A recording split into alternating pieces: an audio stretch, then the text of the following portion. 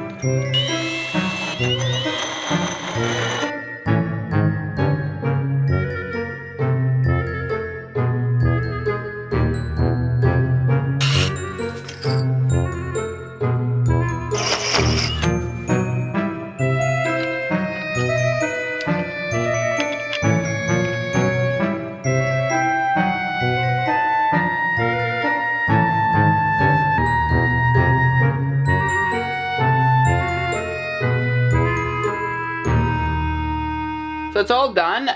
Let me explain you exactly what we have done and why we have done it. So as I explained when we built this, the entrance for the air intake needs to be from the top, like a rocket stove. So that's what we have done here, and this works amazingly. We can control the air with this little circle thingy, and yeah, that works amazingly. And you can feed the wood inside, because if you open this, it smokes instantly because it wants to burn upwards and out through here. So you don't use this is just kind of beauty glass. I do use it for maybe adjusting the big woods or putting some bit bigger woods. Quickly put them in, close it, and doesn't smoke. The draft from here, you can have the door fully open. The draft is so strong that not a single smoke comes out. You can see the smoke kind of comes to the door and quickly gets pulled down just from the draft. So burns amazingly, just like a rocket stove should. Because rocket stoves usually don't have a door. The ones that built into a clay shape, they don't have a door. They just have two bricks usually control, or some people probably add the door afterwards. But you know, I've seen temporary, everyone just uses bricks and stacks it full and then puts two bricks on top to control the airflow. But yeah, it should have the flow that it should never push back smoke. So that's what it has, which is exactly correct.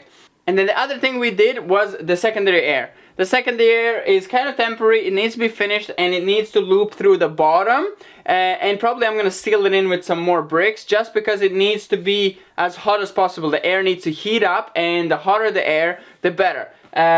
Without the air being hot, with it being cold, it's not going to burn in the secondary chamber. It needs to be hot. So we need to do that, but for now it works, and it has a really good draft. You can feel the air being pulled in, and you can see the whirlpool is really good as well inside, as much as you can tell. The glass now is already burnt up. We have been using it for a few days, and I'm getting it to ridiculously hot temperatures. As you see, this has changed colors, so this has been burning up really hot. So now it works properly, because you can load up the whole firebox full of wood, and all of that burns so nice and slow. That's the thing. When we had it going up, it was burning out in like 20 minutes. It would burn out the whole thing being full.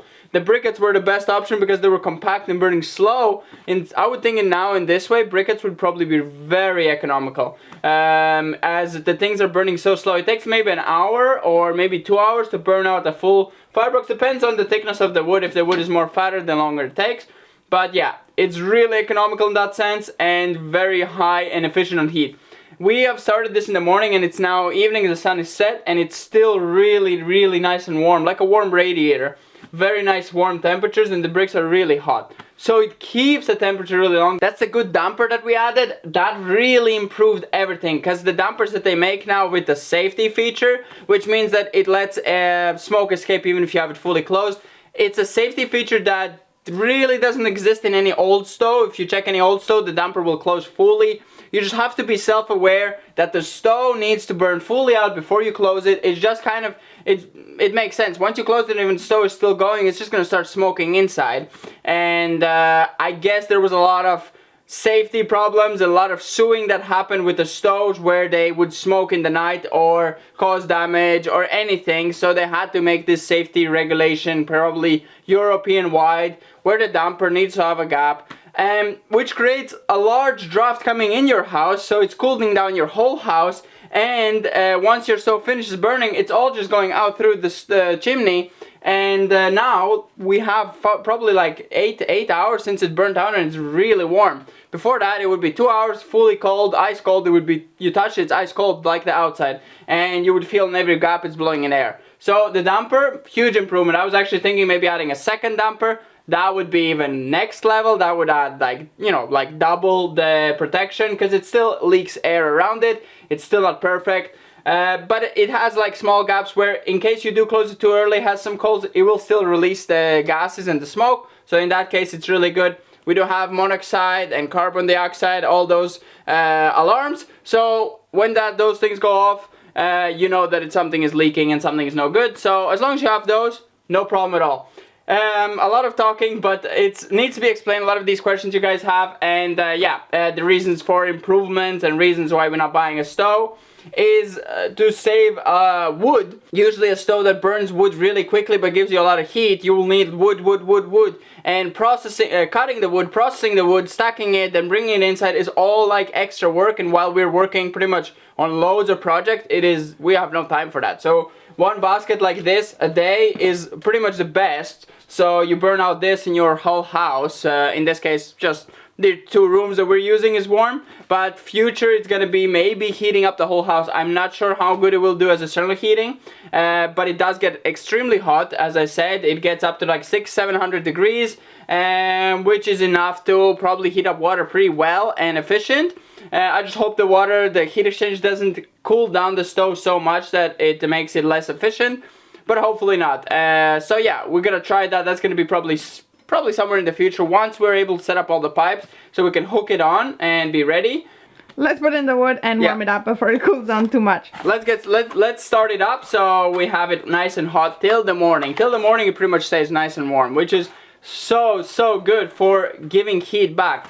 I could probably cover it up with some more mass, some more bricks, and that would help a lot more. I was thinking about some pipes inside of the barrel, like going like vertical down, which would have sand inside, which gets nice and hot and gives off heat after.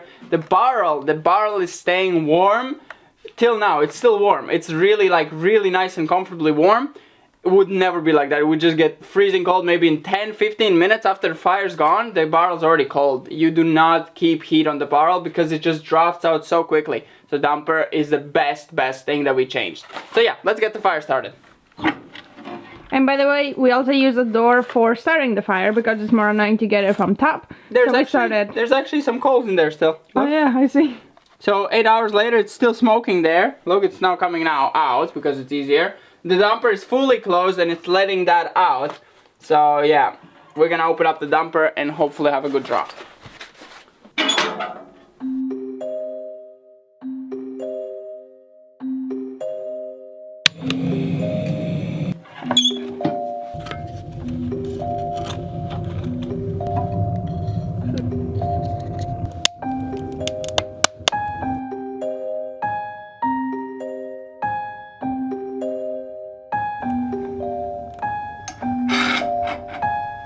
Burning perfectly upside down.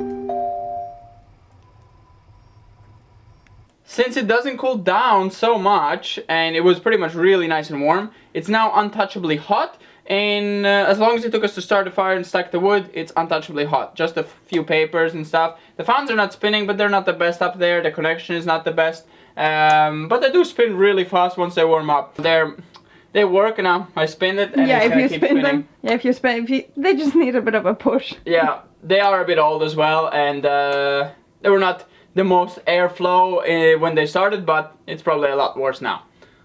Alright, let me see. Supposed to be untouchable. I mean, I have cold hands as well. I cannot like hold my hand longer than 2 seconds, and like in some places it's very hot. Whew, I got hot.